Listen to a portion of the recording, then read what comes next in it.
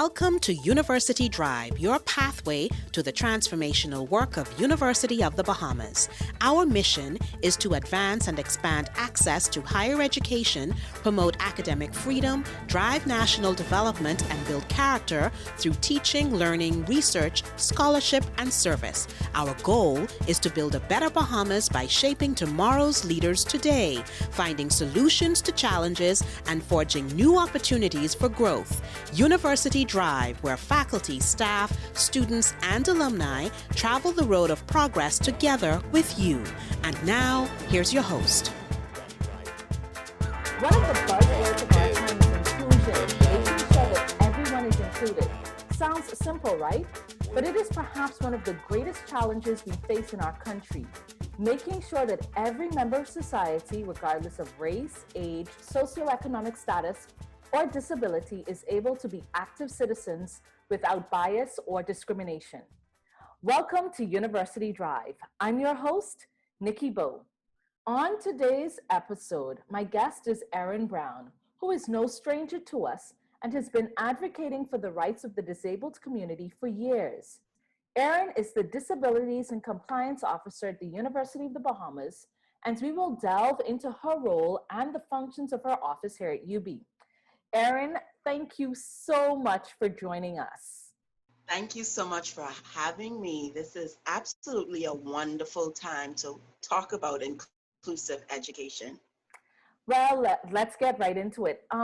There is always a dictionary definition or denotation of a word, and then there is the feeling that a word invokes, its connotation. And sometimes they are the same, sometimes they're completely different. Some words have a positive connotation, while some have a negative connotation. And then there are those words whose connotation is neither negative or positive, but simply neutral. I think the word disabilities is one such word that can be regarded as positive, negative, or neutral, depending on who's using it and its context. Define disability for us. Well, disability is defined any limitation of movement or barriers created for you to execute your regular routines or functional activities throughout your life is considered a disability. And so it's been broken down into different areas. You have physical disabilities that are those persons who are living with blindness, deafness, low vision, wheelchair users, mobility challenges per se.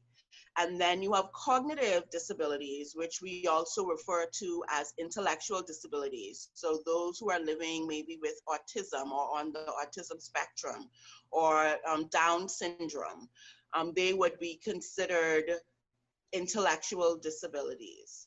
And then you have the mental, and which is depression, anxiety, like all of these things. You have learning disabilities, dyslexia, persons who are living with ADHD.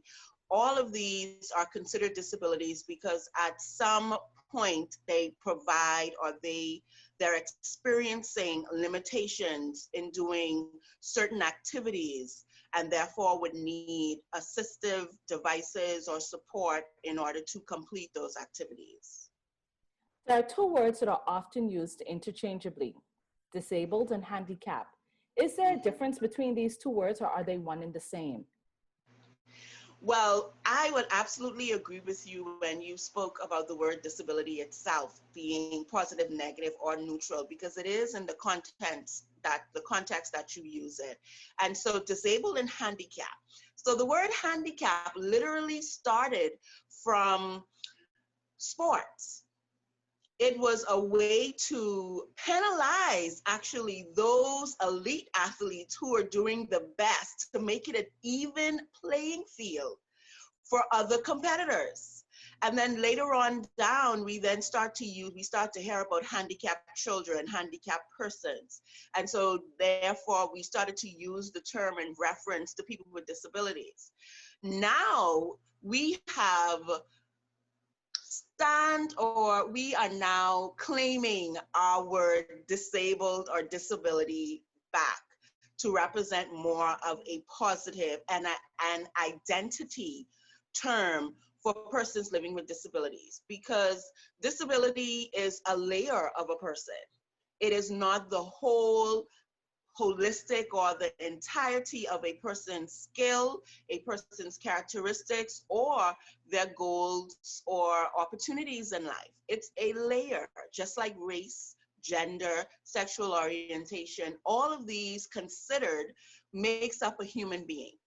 And so it's definitely a difference between disabled and handicapped. And now we veer towards using disabled. So we will have disabled parking, disabled spaces, disabled ramps or access ramps. We want to make sure that we always, when in referring to a person, the person comes first, then their disability. So based on what I was talking, disability has a positive or should have a positive connotation, and handicap has a negative connotation based on its origin and how it, and now that you say that, I used to bowl. I grew up in a family of professional bowlers, right? And you always had a handicap. And I was like, why is this now you explain that. I never thought of it like that. Anyways, let me get back on track. What is the role and function of the Office of Disabilities and Compliance at UB? The Office of Disabilities and Compliance provide reasonable academic and non-academic accommodation services for students with disabilities while protecting their rights, promoting disability inclusion, and ensuring an accessible campus. So break that down for us, because that's, for persons out there, because there are a lot of people who don't realize, if you're not within the UB community, you may not know that this office exists. And there may be students out there who may have a disability. There may be parents whose children may have a disability, and they would like their child to be an active participant in our community to pursue tertiary education, but they may think, well, there's no inclusion at the university, or there's nothing there to facilitate the smooth transition of my child through their academic education at the university. So for those outside of UB that don't know that this office exists, give them some more deeper insight, please. Wonderful. Well, I can surely ensure you all that the Office of Disability and Compliance, even though we're an arm of student affairs and our priority are our students, we're also an office that render accessible and inclusive services and support and accommodations for administration, faculty, and staff. So in a public sense, when it comes to our community, because we are about our community, we are definitely available and prepared to provide services for inclusive education. Because during COVID-19, we're hearing more about virtual learning, remote working, and all of these components. What does that mean? And for us in the Office of Disability and Compliance, there are so many resources, so many programs, strategies, policies that we as a parent who may live with a disability, or you may be a non-disabled parent who have a child with a disability, and therefore you're considering, what do we do? How do we get through this time? We definitely are a space that provides you with the resources. And we've been speaking heavily with the Ministry of Education during this time. We have been working with non-government organizations in disability related, the National Commission for Disabilities, Disability Affairs, and I'm purposely saying these names because you need to be familiar with these spaces. These spaces are designed for us to have that dialogue, for us to give our contributions, our recommendations, and to help impact change and implement change so that you as a community, we as a community can feel these changes, that can have more access, because we know it's needed, but a lot of us just aren't sure how to or where to. And so what we have done, we've made sure that we're not only visible, we're not only available, but we're also virtually too. So we're on social medias, we have our emails that you can reach out to us. We're making sure that the conversation is about disability inclusion, because it's absolutely needed, not only from an educational standpoint, and that's why we provide non-educational accommodations as well. You talk about non-educational accommodations. I've not heard of many organizations having an Office of Disabilities and Compliance. I think I can credit the university as being progressive in that regard and probably among the first. You have compliance offices all over, and normally it's in the offshore industry to make sure that certain standards and policies are adhered to. Is this something that should exist in every organization?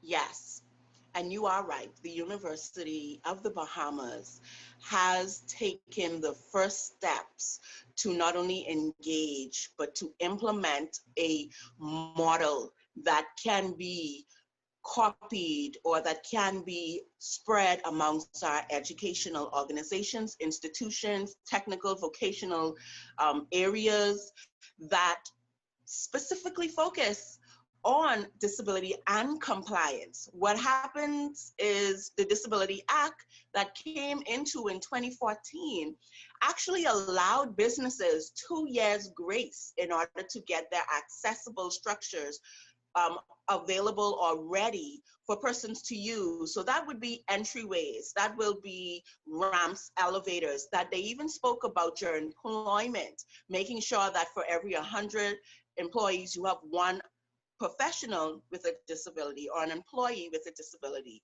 also employed in your organization. And so to have an office like this, it not only bears to accountability, it bears to the point that we know we might not be there 100%. Nobody might be there 100%, but we are prepared to intentionally put in the work, intentionally say that this is a need that we are willing to fill and work with all of our government agencies, our organizations, the community, to make these changes that are necessary for sustainable and accessible and inclusive spaces in the Bahamas. Your office caters to students with physical, learning, psychological, visual impairments, immune compromise, hearing impairments. Those are some of the disabilities that fall on the gamut, on the spectrum. We are going to go down the list, and I'd like for you to explain the services you provide for each category of disability so that people have a better understanding and appreciation of the work that your office does in terms of advocating for our students and supporting them. So let's talk about the physical disabilities. What are some of the things that you do to accommodate students with physical, and not just students, sorry, because you said we do cater to students, administration, faculty, staff, and the like. So what are some of the services that you provide for those with physical disabilities in the UB community? All right, so with physical disabilities, what our office provides, first and foremost, we give you an intake form. We allow for the conversation to start, because one thing about disability, self-advocacy is important. And so what our office also provides is guidance on how to self-advocate for your needs, because disability is not just one blanket over everything. It has to be customized for each individual's experience or goals that they have in mind. And so for persons with physical disabilities, when they come into the office, they then tell us, one, what are your courses? Where are your courses located? Which campuses? Because we also not only cover our Oaksfield campus, we are North, UB North, and we are Grosvenor Close. We provide services for all our UB campuses. And so for a person who is a wheelchair user, if their classes are now on the second or third floor, it's quite obvious that they're not going to be able to use independently their wheelchair unless they're really high tech and it hovers to get up to the third floor. We want to ensure that their classes are now moved to the bottom floor. We then do the internal work for them. Once we are made aware of what are the needs and they have requested it, we're able to make the accommodations that class moves to the bottom floor. Then thinking about wheelchairs, we're going to think about your access ramps and your entryways. We have to make sure that our bathrooms, the doorways are able to get in. Any doorway needs to be a certain width in order for you to get in and out safely using a wheelchair. We want to ensure that the ramps, the grades of the ramps are very smooth so that you're not going down too fast or it's not a struggle going up. You also want to consider for those individuals who may have dexterity issues, and they need to use certain devices during classes. We also assist with providing accommodation approvals for these students that we then send to the lecturers to support the lecturers on how to incorporate, to include, or give access to the courses for persons who have distinct specific needs when it comes to executing any of the assignments, the exams. And we also work with conjunction with testing services and academic and counseling affairs. And this is this is not just one group focusing on one set of students. Our goal is to make sure that all of our stakeholders have access to provide an accessible space in the space that they're in. So for physical disabilities, that will be something that we find for those who need those accommodations. So let's move on to learning disabilities. And you mentioned earlier, this would include students with dyslexia, ADHD, Asperger's syndrome, I'm thinking, quite a number of them. So what accommodations are made for those types of students identified, or sorry, not just students, persons within the UB community that have an identified learning disability? Yes. So for learning disabilities, which I will add that many of our students who know beforehand and have self-identified as a person with a learning disability, most of them actually find out during their undergraduate studies that they have a learning disability. So a lot of the struggles or a lot of the frustrations that you usually hear from students, like, I just can't get it. I don't understand why this isn't happening, or I don't understand what they're saying. A lot of those students then show up and say, I think I need to be tested or evaluated because I'm really having difficulty with English or math or computation or anything, or I'm not focusing. For some reason, I'm not focusing. So what we then refer them to our academic counseling department, where they are able to not only receive, but speak to a clinical psychologist or a psychologist that will then evaluate them and make the determination if they now need to go and get tested. They now need to go and be evaluated to see exactly where they stand when it comes to a learning disability. Now, once that is done, and sometimes even during that process, because of the assessment, we're able to provide resources that will help them change their study habits. Because it's literally you, once you understand what's happening, you're now able to pivot. You're now able to transition into saying, okay, I used to study this way and that didn't work for me. This is proven that persons living with this learning disability use this strategy, this technique, and then we provide that. We also provide for my office, we have support groups, not only in person, but virtually, educational support groups that will give you the understanding that you're not alone. You're not alone living with a learning disability, and therefore the support of your peers will also help you.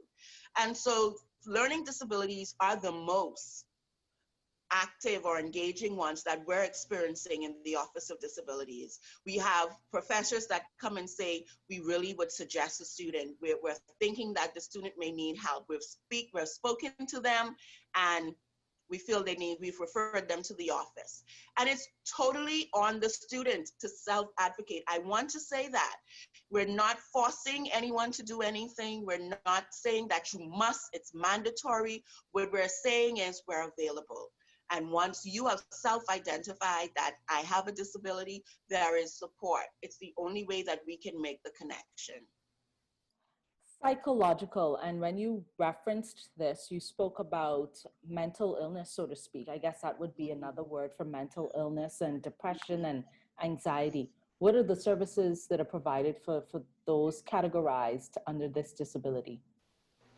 So the services for psychological, when you're experiencing depression, anxiety, all of these, what we call not feel so good symptoms in a long-term environment, you realize that for a very long time, if you're constantly, no matter what you do, you're experiencing this. When you come into the psychological services, you're able, or if you come to our office first, we're able to refer you. After doing the intake, we're able to tell, and you can also guide us by saying this is what we're experiencing. We're able to refer you to the psychological services, and they're fully equipped to not only meet with you regularly, but give you assessments, but also to work with you along your educational journey. So these services are supported by the Office of Disability and Compliance. You may not receive them directly from our office, but what we do is follow up. We make sure that if there's any request that needs to be given to your lecturers or anything or resources that we have, we then supplement. But our psychological services will provide for our psychological disabilities. I guess this one is kind of self-explanatory. I mean, visual impairment. So if somebody is identified with being visually impaired in the UB community, and I want to focus particularly on students with this particular disability, how are you able to facilitate their learning experience and to help them? What does your office do for those that are visually impaired? And what is visually impairment? Because, you know, people often just think that you're blind, but I'm sure it's not just that. There's more to being visually impaired. Yes. Yes, and so I will add visual and hearing impairments because they're very similar in services. So visual impairments, low vision, visually impaired you would hear, and blindness. These are the three areas that they're categorized in. When you have low vision, you still have sight. It's not 100%. You're still able to read. You might need a larger font. You might be able to see images or coloring, but you might not be able to see it in full detail as if you had 20/20. Visual impairment is a further barrier of sight where you may not be able to read absolutely anything, but you can see an image. You can see that a person is standing in front of you, a car, a dog. You might not be able to identify them by your sight in saying that that is so and so, but you're able to physically or visually see the shape of a person or the shape of the being itself. When you're living with blindness, your sight is completely gone. And so you're not able to see absolutely anything, and therefore it is necessary for you to use assistive devices and adaptive equipment in order to carry on your daily or continuity of your daily living. Hearing impairment, the same. You have persons who are hearing impaired, and those are persons who will not, or hard of hearing, and persons who are deaf. So those are the three categories as well. Hard of hearing is usually those who read lips. So they don't have full access to all of the hearing components. So they would be able to hear you a bit, or they can acknowledge that someone is speaking to them, and therefore they can pivot to them or give them their direct attention. But they usually use and rely on their sight. So reading lips, reading caption, or using American Sign Language are things that they use. Those who are hearing impaired usually wear devices, hearing aids, cochlear implants, different things that they can use to amplify their hearing capabilities throughout their journey. And then those who are deaf are completely deaf, and they rely on closed caption, reading lips, or American Sign Language. And I want to impress on you that everybody has certain terms that they like or don't like. But one thing is guaranteed: if you call them by their name or ask them their name, you will have no issues whatsoever. Oh, and some of the services. So some of the services that we would provide for a visual impairment student, we would ensure that their lecturers know that the different tools that they can use. If you're using a presentation, so we're virtually now, so you know everything is cited and audio-wise, audio visual. We ask persons to make sure, we ask the lecturers to make sure when you're using presentations that you access all of the features. So if you're using images, you want to provide an image description. You want to say exactly what is being presented that this individual may not be able to see or may not be seen by them fully. You want to make sure, and this is a practice.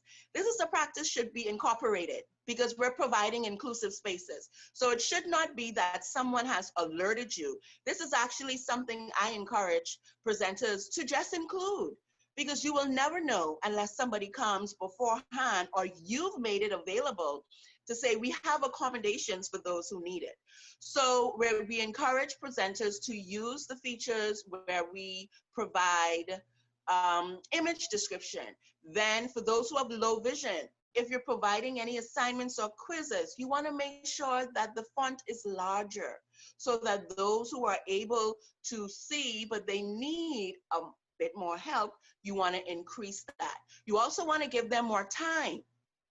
Time and a half is usually asked to be provided for persons who have visual impairments. We also encourage that you get in contact with the academic testing services because they will assist you in providing these accommodations. We're not asking you to take on too much. We're working with you. We're providing spaces so that the student are able to execute and complete their courses. And hearing is the same. If you're using presentations or devices and you have persons in your space who may have hearing impairments, you want to ensure that you're using closed captioning during your audiovisual devices. If you have access to ASL interpretation and include that. A lot of Microsoft Office 365 include these features. Zoom include these features and provide the replay. Provide the replay for these students if you're using these programs or apps, because it allows them to go over and fill in the spots that they may have missed. So those are some of the tips and some of the accommodations that we provide to students and for lecturers for hearing and visual impairments. The last one, and then after this, we're going to take a break. What about immune compromise? So I know we have students that have lupus on campus. We featured them several times, but I'm sure that's not just it. How do we accommodate students that may have, whose immune systems may be compromised?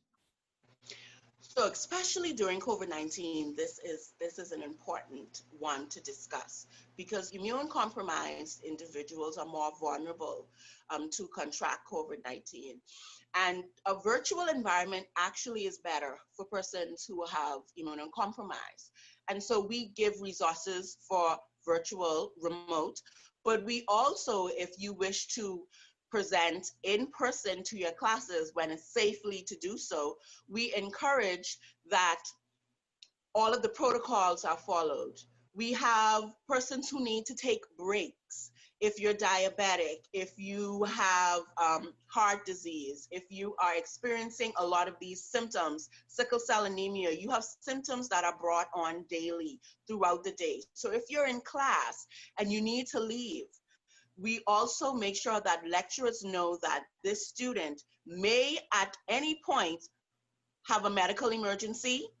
What they would need to do may not be able to come in because they had a medical emergency or an appointment. And so we want you to be more flexible in providing the work. We want you to, if there's anything that you could provide in advance to them, please do so. If they have to catch up, go ahead and contact the academic testing services to provide that.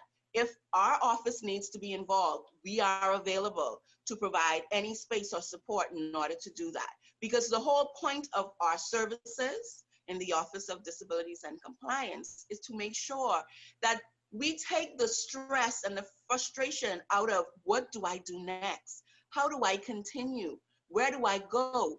Ensuring that the space is accessible and inclusive.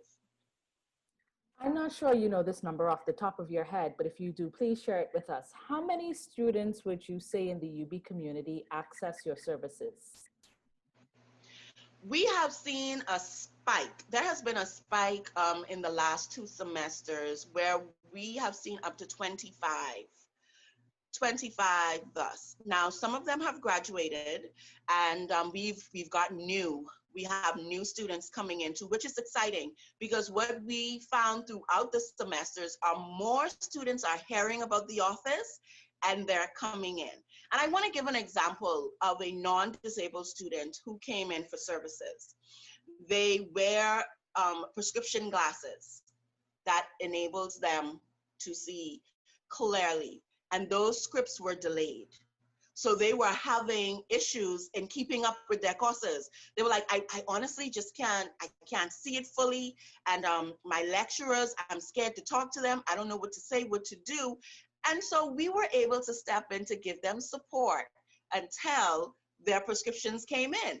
So the office it's literally an accessible and inclusive space for all stakeholders. And we want to emphasize that because we tend to think that if it doesn't look a certain way, feel a certain way, then there's no inclusive solution for it. That is absolutely not true. Our office is here to provide academic and non-academic accommodations, specifically for our students at the university, but also for our community. Well, you've given us a whole lot. I mean, that has been very informative, and I'm hoping that the people that need to hear it most are tuned in and the information gets to them. That's the whole purpose of this show. It's time for us to take our first break. Stay tuned. We'll be right back.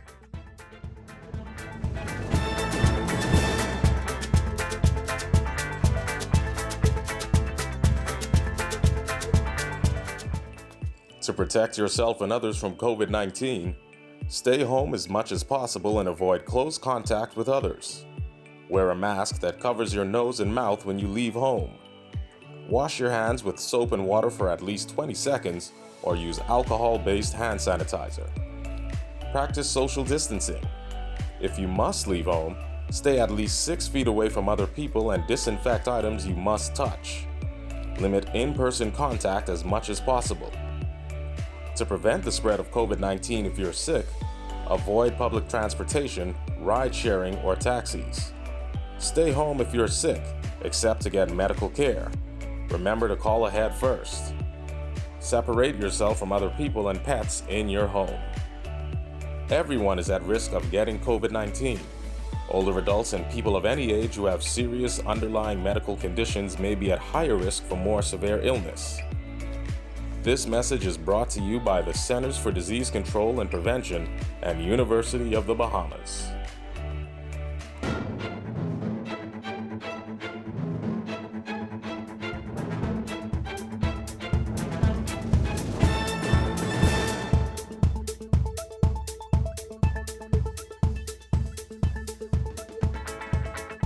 Welcome back to University Drive, a University of the Bahamas talk show. I'm your host, Nikki Bowe, and my guest today is Ms. Erin Brown, the Disabilities and Compliance Officer here at UB. If you're just joining us, we started our show by defining disability and discussing the role and function of the Office of Disabilities and Compliance. We also went through the various disabilities that the university addresses for our students and the wider UB community. Now, Erin, you know that there are always skeptics, and for people who do not know you, they may be wondering, what qualifies you to hold this post? Share with us who Erin Brown is and how you became an advocate for the disabled community. Well, thank you. Well, Erin Brown is you, and I love to start off by saying that. I have lived as a non-disabled person up to the age of 24. When I was diagnosed with osteosarcoma, which resulted into my amputation above the knee of my left leg. During that time, I was finishing my studies at the University of West Virginia. No, West Virginia State University, because there's two. Go Yellow Jackets. And then I've been an athlete all my life. And so when I received my amputation, I honestly didn't think that life was going to be any different. I figured, hey, I'm just going to go back and finish what I'm doing and complete my journey. I've always been an advocate. I've been heavily involved in civic duties through Key Club and Rotary and every way possible. And so I had no idea that our community with disabilities were experiencing this sort of marginalization. I can be absolutely honest. And so I lived in Florida for a while. And during that time, I once again didn't really see an issue. I was going back and forth. My son was going back and forth to school. I was doing my rehab. And then I moved home. And when I moved home, it struck me that yes, life is absolutely different. Life is absolutely inaccessible, and my access to everything that is health wise, educational wise, job wise was removed, all because I now live as a limb difference individual, or what we call an amputee. And so I went into action. I started a foundation that provided tools, adaptive equipment for persons with disabilities, because one of the gaps were the transitioning from becoming a person or acquiring a disability and not having the resources to now reorient, to now redefine how are you going to continue throughout your life. And it's during that time where I started to go looking for jobs, and everywhere I went, the focus was my missing limb and the use of a crutches versus my qualifications. And I was taken back with that. And I realized that something has to be done. And so I started to ask all of the pertinent questions. Where do persons go? Where do professionals with disabilities, how do they continue their career development? How do they get professional service? How do they get the devices that they need? At that time, I didn't have a prosthetic. But during that time of advocacy, so I started off as a self-advocate. I literally had to do it because I needed to thrive. And so through self-advocacy, it then turned into advocacy for our community, because I got more and more opportunities because I volunteered. I didn't have a job, couldn't get a job, so I volunteered through organizations. And that gave me a lot of expertise, that gave me a lot of skill sets that I did not have, and a lot of knowledge, which then propelled me into actually getting certifications in disability inclusion. And because at the time, disability was not something that you go and study. To be absolutely honest, it was not something that you said, okay, so I want to go and get a bachelor's, a master's, a PhD in it. But now I'm excited because I'm now working on my bachelor's in disability management, because these opportunities are now available. And so for me, showing up was the most important thing, to have the conversations. I made it a point to say, how am I going to thrive, and how, through me thriving, how am I going to affect and impact change for our nation, our community with disabilities? And so disability inclusion consultant is what I fell into. And therefore, I then started a business and an organization, Aaron Brown Connects, Disability Advocacy and Inclusion Management. And we have been providing training, disability training, modules, policy reform, consultation for all areas when it comes to disability inclusion. And so one thing that qualifies me more than anything, my will to thrive and my thirst for knowledge that is going to help each of us, not just me as a person, but each of us, not only to self-advocate, but also to include and increase more disability allies in the spaces that they are in, to talk about disability inclusion, to implement it, and to provide inclusive solutions for all of our spaces, our areas, and our sustainability as a nation. You know, you mentioned something when you spoke about yourself, that you acquired a disability. You weren't born disabled. No. As a result of your cancer, you had to have your leg amputated. And we don't typically think of it that way. We don't realize that there are some people that acquire disabilities. They would have been functioning normal for a period of their lives. something happens. It could be at no fault of their own. It may be a diagnosis like yours. It could be an accident. And then there are people that are born with disabilities. Do you find that there is a difference between those sets of people and how they are able to transition or function in their daily lives? Is it easier for one set versus another, or is it, are there challenges all around? Yes. Well, I definitely want to first speak about the word normal lives or normal, because normal definitely is a term that it can mean many different things. For us, when we're speaking to disability, we're more about the continuity of whatever it is that you're doing in your daily lives, however you do it, because even as a person who acquired a disability, there's going to be challenges. Even as a non-disabled person, you're going to have challenges. And so for me, the difference that I have seen and I've experienced, when you are born with a disability, you come in with a society that's prepared to tell you that because you were born with a disability, there's nothing available for you. There's only certain things you can do. There's only certain places you can go. And I know that sounds familiar because that sounds like lockdown restrictions, right? That sounds like the competent authority talking to you right now. Absolutely. And so for those individuals who are born with a disability, they have their parents, they have society, they have themselves saying, nope, nope, nope, don't try that, don't think about that. And that is definitely something that has to change, because for those who acquire a disability, we have lived as a non-disabled person. And then we acquired, due to an incident, a medical accident or illness, whatever it is, we're now living with a disability. And so we've experienced what it is to live without barriers. We've experienced what it is to have full access and inclusion. And now we don't have it. And so we mad. We like, no, you didn't. But then we have to recognize and realize that there are persons who are living that life, who have never experienced anything else, because our society has been designed in an ableistic fashion where it's all about non-disabled persons. And so we have to make the intent to change that. We have to ensure that all of us have access and inclusion, because it is a human right.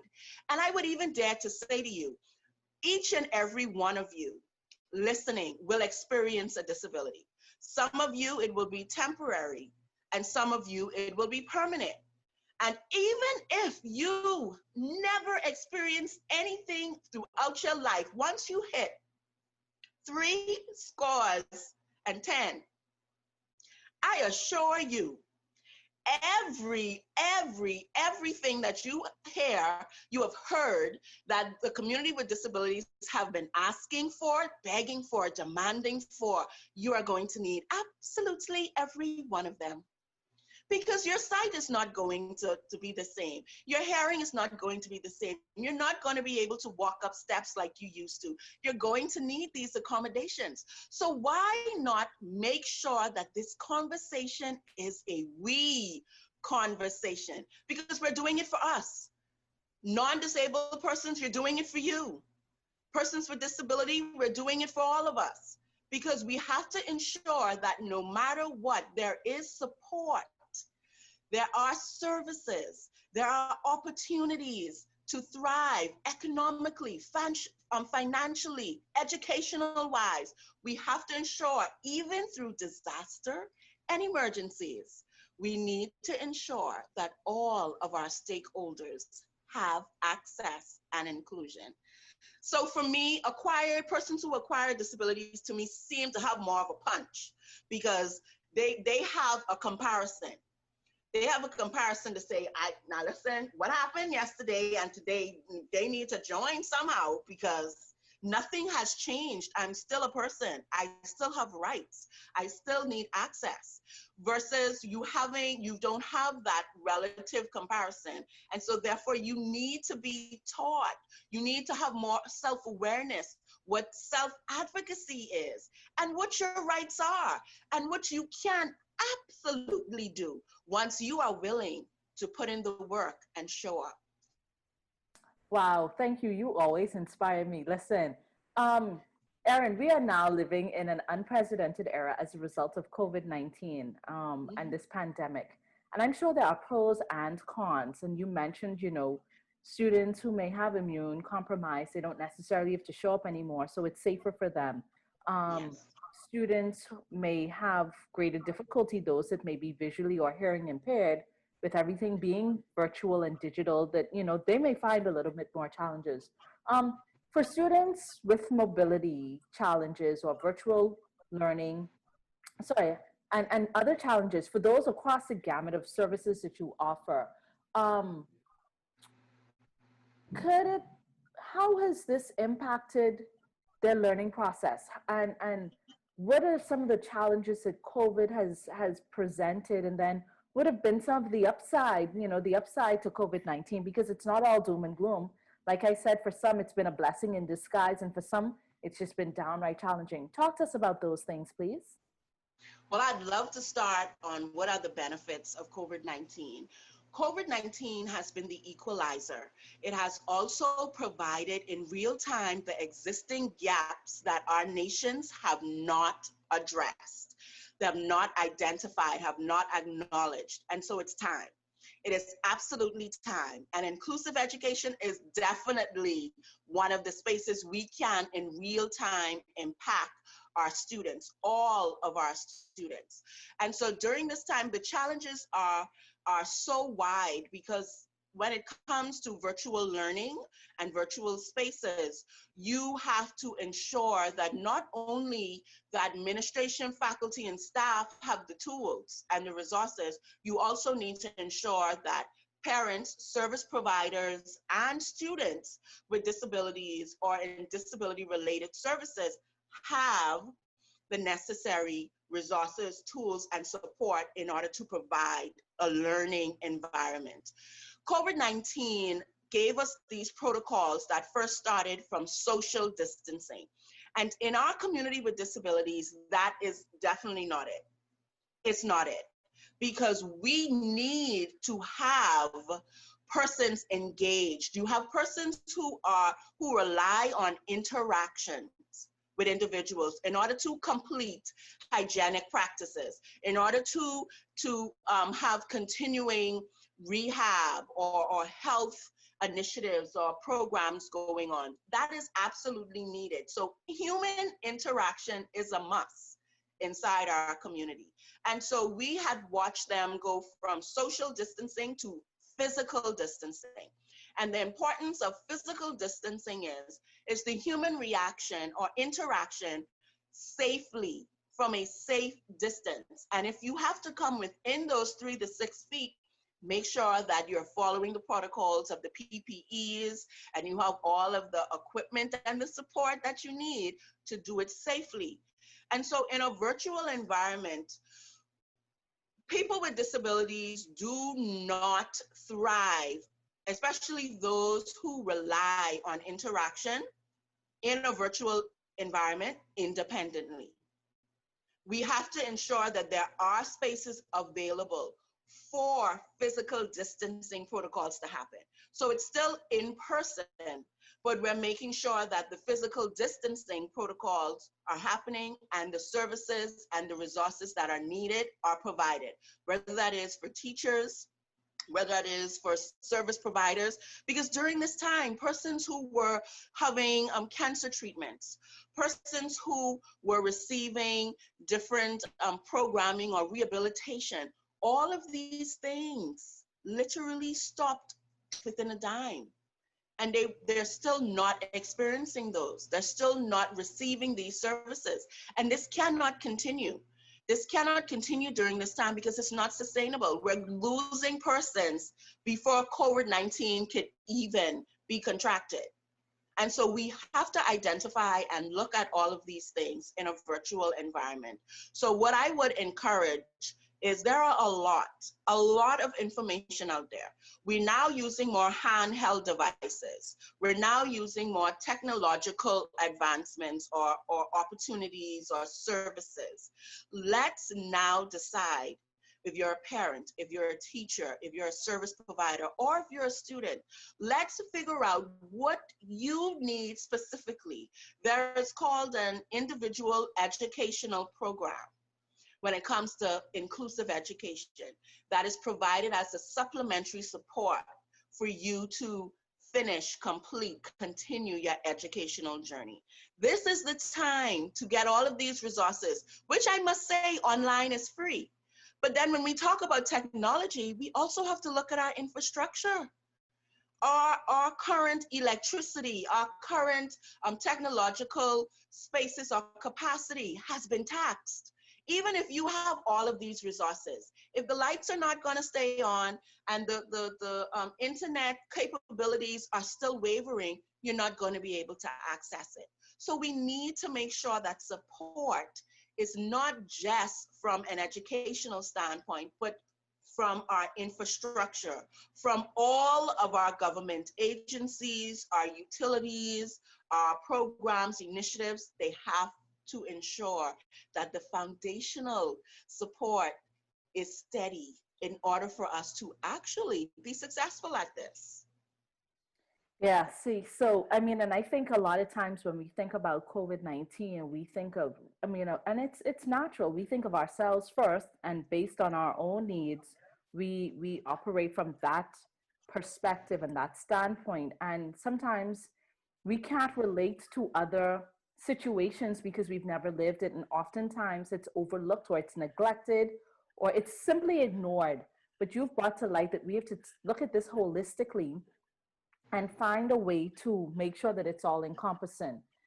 You spoke about something earlier when you spoke about physical disability and you spoke about the ramp. And I remember prior to you joining the university as a member of staff, we had invited you to come on campus as an ambassador for our UB Fit program.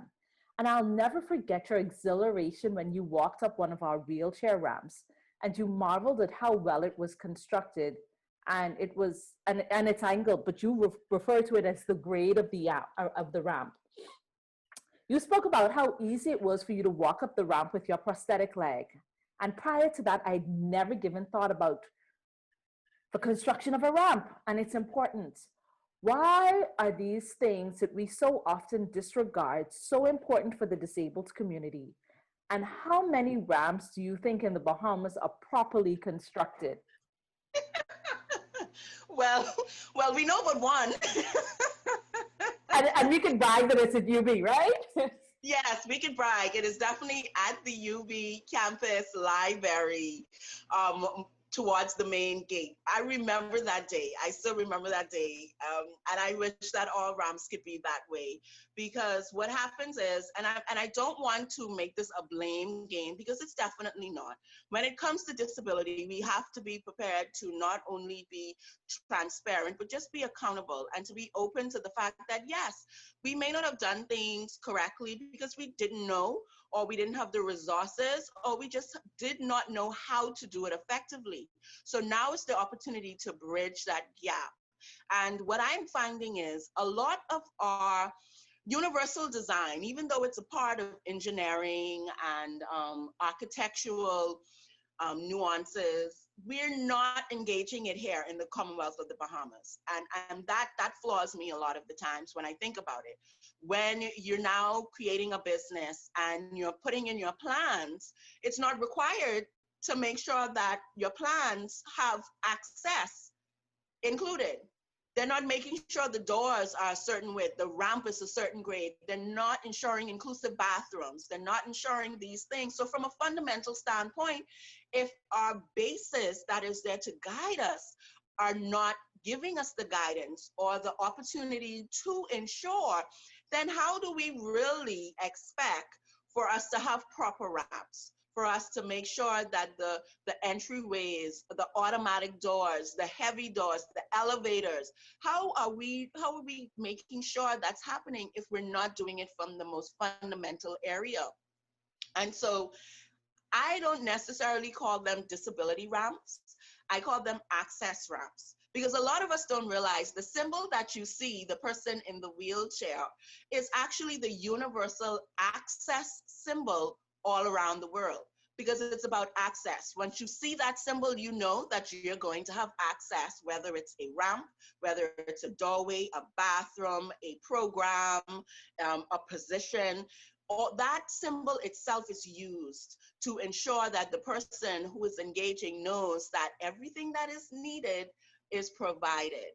And so accessibility is definitely a conversation that doesn't have to mean all dollars and cents.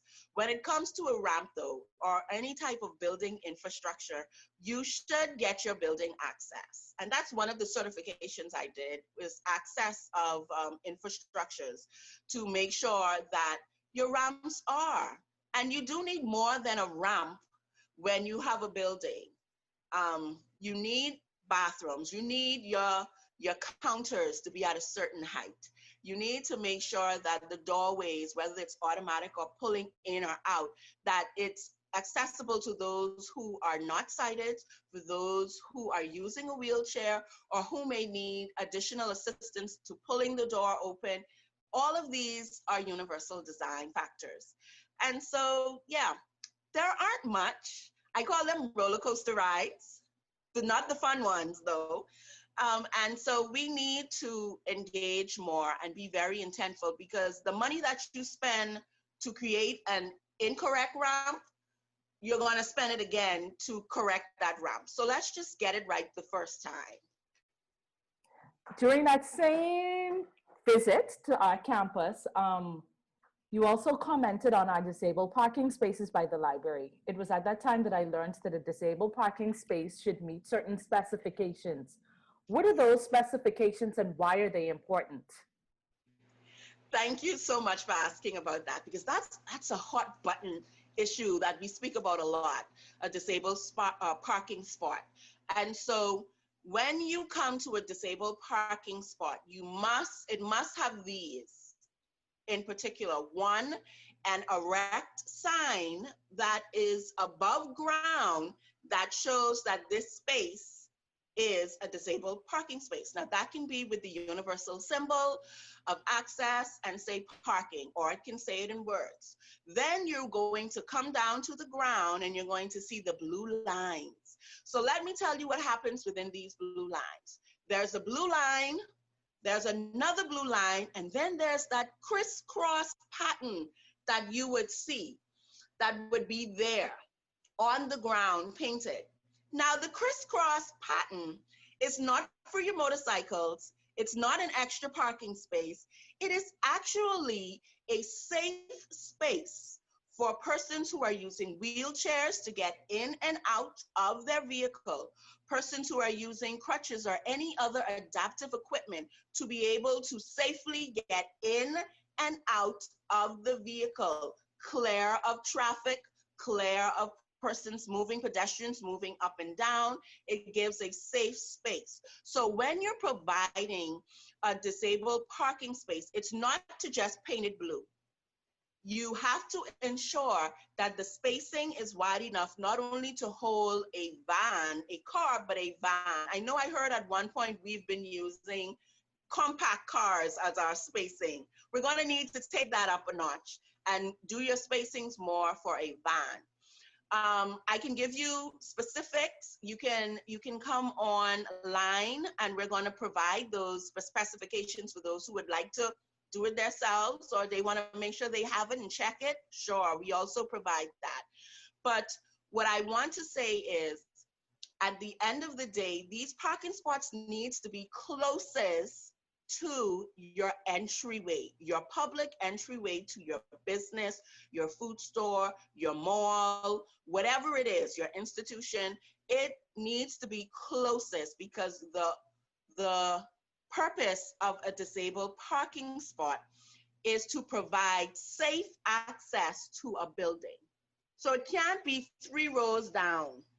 It has to be closest to your door, painted blue with the double line and an additional space with the crosshairs, because it provides persons a safe space to get in and out. That concludes this episode. Thank you to my listening audience. Be sure to visit our website at www.ub.edu.bs for all the episodes of University Drive. And follow us on Facebook, Twitter, Instagram, and LinkedIn. And you can also visit the Facebook page of the Office of Disabilities and Compliance for additional information about their services. Be sure to join us next week, same time, same radio station, for another episode of University Drive. I'm your host, Nikki Bowe. Enjoy the remainder of your day.